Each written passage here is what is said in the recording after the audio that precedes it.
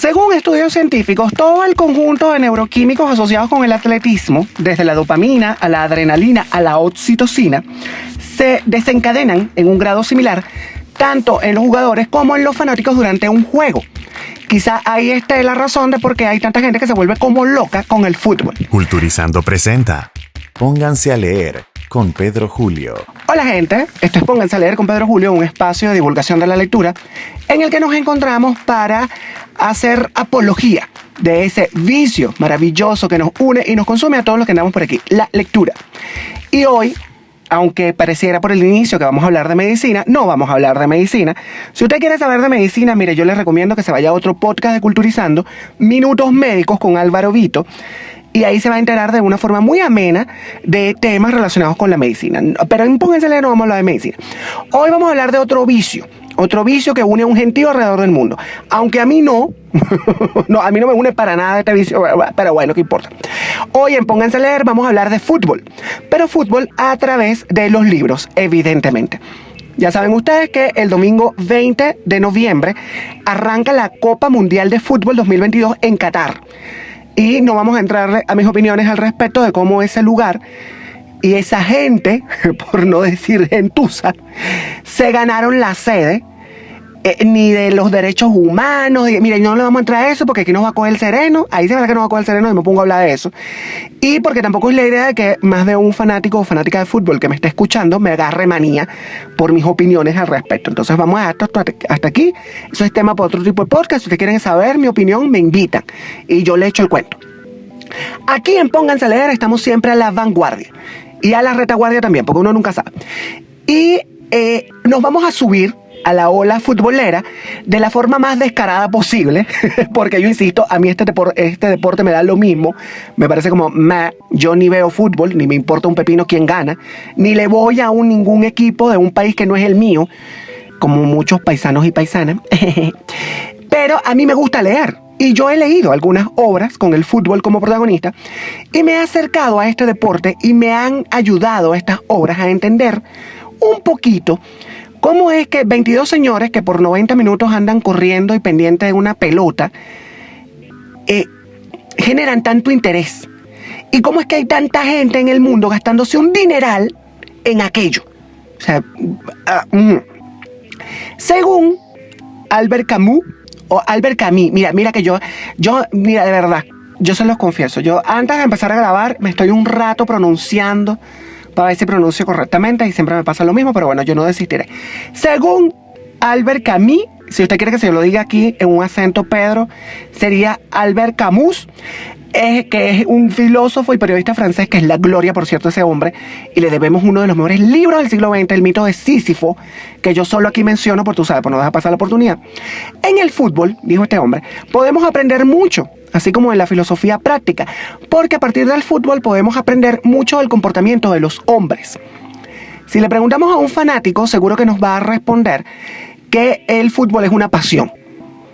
Porque el fútbol es un deporte que despierta el interés en las masas, que construye nuevos ídolos cada cierto tiempo, que hace la vida más placentera para la gente que es fanática y le encanta.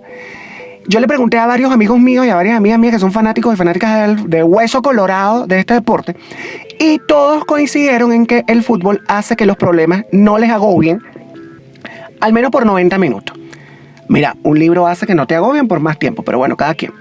Según el estudio conductual que yo refería al inicio, que fue liderado por Paul Vedhart, de la Universidad Estatal de Georgia, de Estados Unidos, hay una relación entre la marea de testosterona, que es una hormona asociada no solamente a la sexualidad masculina, sino también a la autoestima, que experimentan los atletas cuando ganan un juego, y el estado anímico de los fanáticos del deporte, porque según lo que esta gente probó, es que los fanáticos experimentaban un nivel hormonal similar al terminar el juego que su equipo ganador. A ver, gente, estos científicos agarraron a un grupo de fanáticos al final de la Copa Mundial de Fútbol de Estados Unidos en 1994.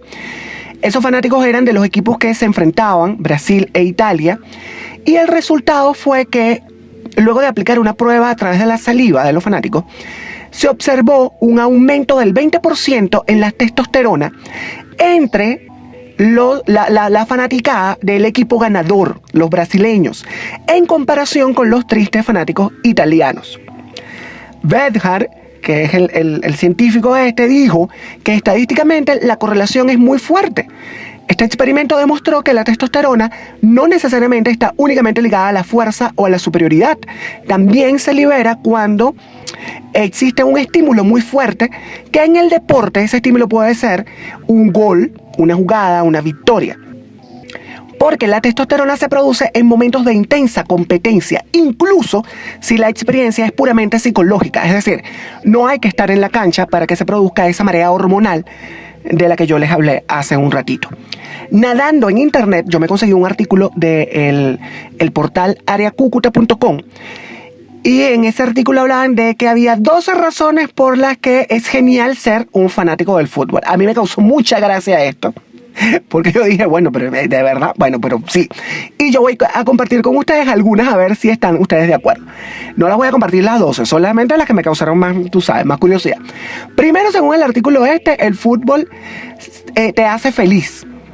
De hecho, esta gente dice que te da razones para vivir, porque según Simon Cooper y Stefan Szymanski, en un libro que se llama Socceronomics, la tasa de suicidios en países que asisten a la Copa Mundial del Fútbol está directa, o a las naciones que alojan la Copa Mundial, disminuye. Sabrá Cristo cuál es la base científica de esa afirmación, pero yo la verdad que me quedé... Otra cosa que ellos dicen es que el fútbol es ideal para relacionarse con nuevas personas, porque cuando la gente descubre que tienen algo en común, el fútbol por ejemplo, empiezan a construir vínculos. Para mí ese punto de encuentro serían los libros, pero bueno, está bien que sea el fútbol. También dicen que como hay una gran variedad de opciones actualmente para ver partidos, y muchas de esas opciones son gratuitas, los fanáticos no tienen problemas o preocupaciones para ver a sus ídolos en la cancha. Otra es que, y esta a mí me dio mucha risa, el fútbol suele formar parte de las tradiciones familiares. A ver, digo que me dio mucha risa porque es que en mi casa tradicionalmente, miren, el deporte no es una tradición de nada. Bueno, podría haber un deporte que fuera una tradición en mi casa, que sería el tenis. Porque mi tío y padrino, Omar Jimmy Cardona, que no se llama Omar Jimmy Cardona, se llama Omar del Valle Cardona, pero le dicen Jimmy porque en sus años mozos parecía Jimi Hendrix. Y tú sabes, oriental sin sobrenombre, mira, no es oriental. Mi tío padrino, Jimmy, es árbitro de la Federación Internacional de Tenis. Es el único del venezolano que es árbitro de la Federación Internacional de Tenis, de la ITF. Entonces ya por ahí el tenis es como una cosa de familia.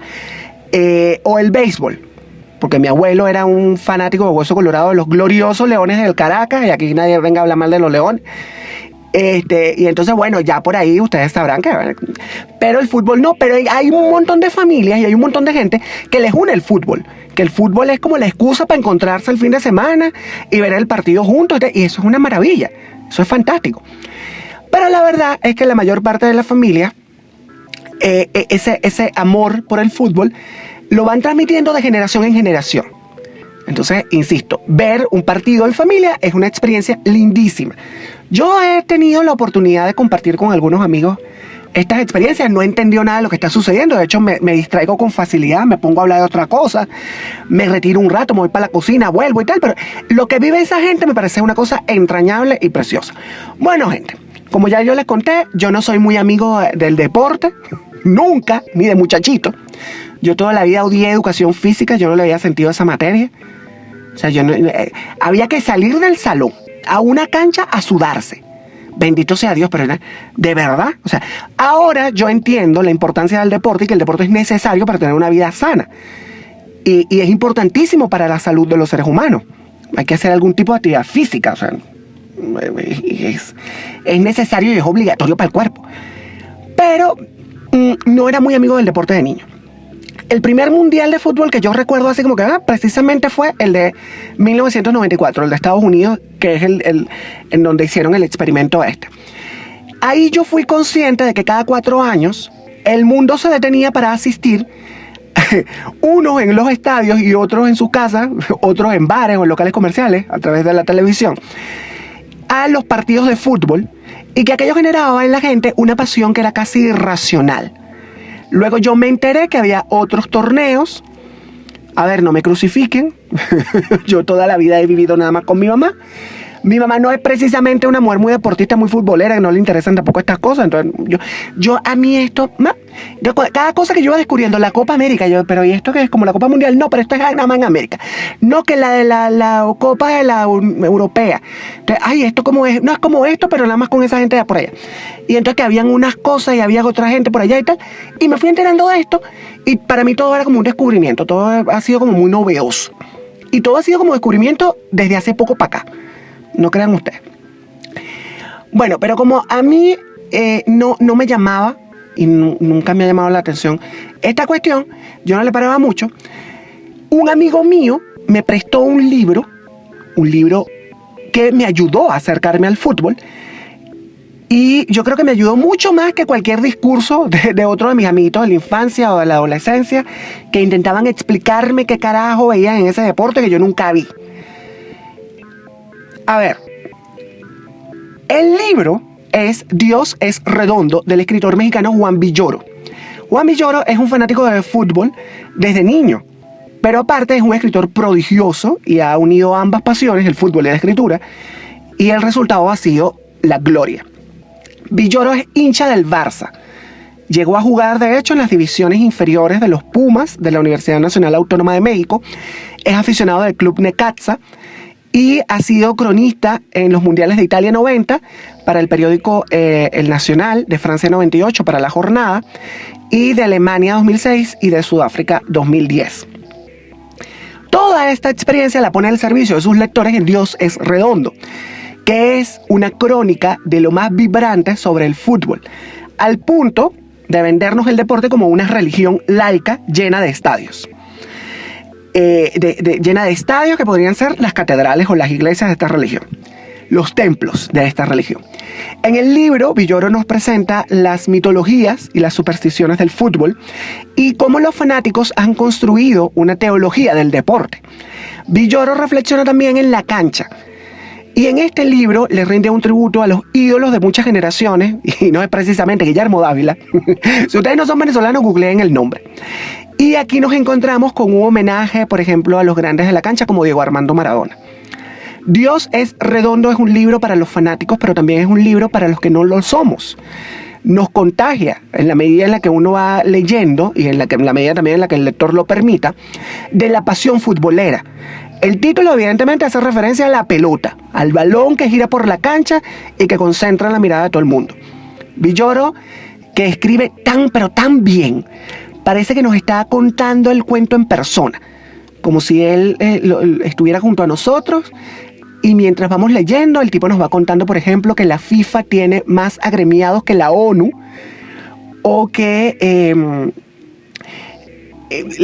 nos habla también sobre el contradictorio esplendor de la Liga Española, y nos lleva con él en un viaje en el tiempo hasta los mundiales de finales del siglo XX. Villoro trata el fútbol con mimo, con mucho cuidado, tú sabes, con mucho cariño. Y el que es un buen futbolista, yo me imagino que con el mismo mimo, con el mismo cariño, debe tratar al balón. Villoro propone una hipótesis súper interesante y que es aparte una disertación fantástica que al inicio del episodio yo la refería.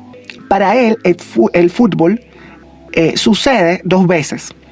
Una en la cancha y otra en la mente del público. Y esto tiene que ver con lo que yo comentaba, de que bueno, que la gente viendo el fútbol se le desencadenaban ahí un montón de cosas hormonales en el cerebro y la gente se sentía de cierta manera. Este es un libro exhaustivo y minucioso, que hay mucha investigación.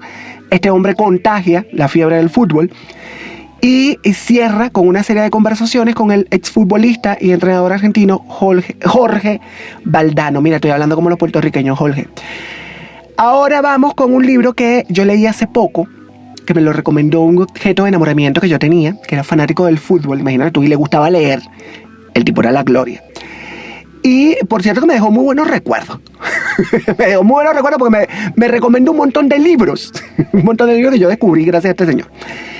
Y ese libro que llegó a mis manos a través de este objeto de enamoramiento es La guerra del fútbol, de Ryszard Kapuscinski.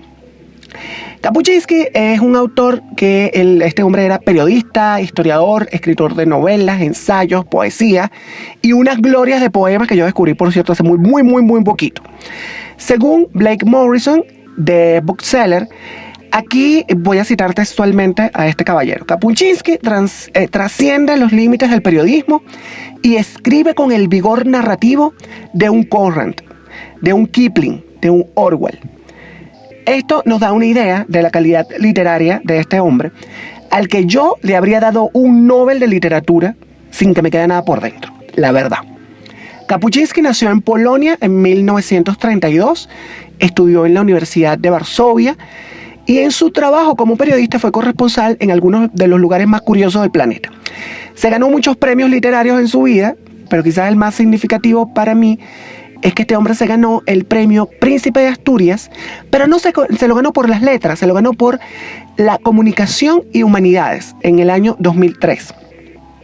Kapuscinski era un periodista de esos que se sumergen en la noticia, como se sumergen en el mar, y era un tipo muy andariego. Y entonces él se iba y estaba donde había noticia. Y ahí él se involucraba en una forma tal que, por ejemplo, cuando estaba en el Congo, pensaron que el tipo era un espía y estuvo a punto de ser ejecutado por eso. En Nigeria tuvo que escapar de las tropas rebeldes por unas carreteras horrorosas y después lo robaron y le dieron una paliza, aquello fue horrible. Y lejos de amilanarse, todo eso lo iba poniendo al servicio en sus crónicas. Entonces iba escribiendo todas estas historias. Entre 1958 y 1976, Kapuscinski estuvo en las zonas más conflictivas del planeta como corresponsal de la agencia de prensa de Polonia. Así cubrió los levantamientos, golpes de Estado, guerra, pero hubo un enfrentamiento de lo más curioso y variopinto, por darle un calificativo, que a él le llamó la atención y que cubrió. Eso fue la guerra del fútbol. Un conflicto de 5 días en el que la gente de Honduras y El Salvador se sumergieron en unas cruentas luchas y en unos saqueos espantosos que aparentemente se motivó por una serie de partidos de fútbol entre los equipos de ambos países que estaban buscando la clasificación para la Copa Mundial que ese año se jugaba en México.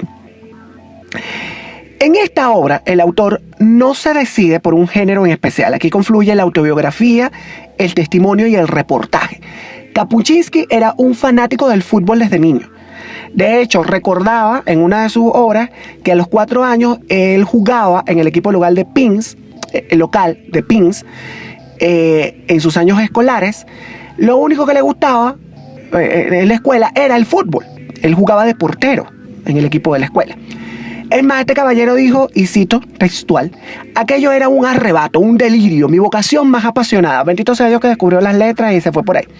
Kapuscinski llegó en junio de 1969 a Tegucigalpa y el 8 de ese mes y de ese año se enfrentarían las selecciones de Honduras y de El Salvador en el partido clasificatorio para el Mundial de México 70.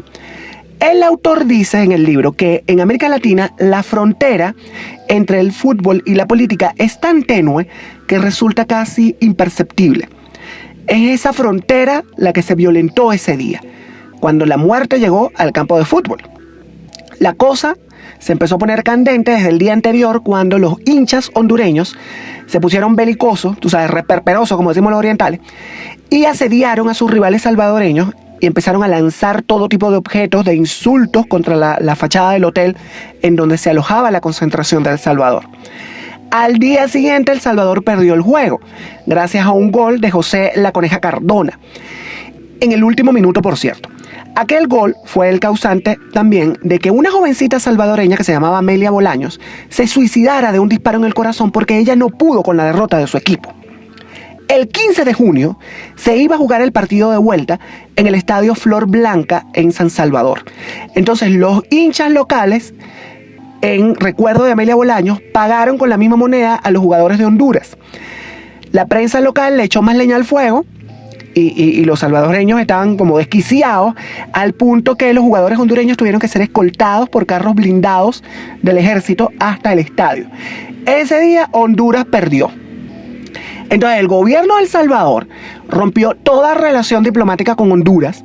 La locura se desató en ambos lados de la frontera. El fútbol había desatado los ánimos del chauvinismo y de la histeria pseudopatriótica, y la guerra llegó.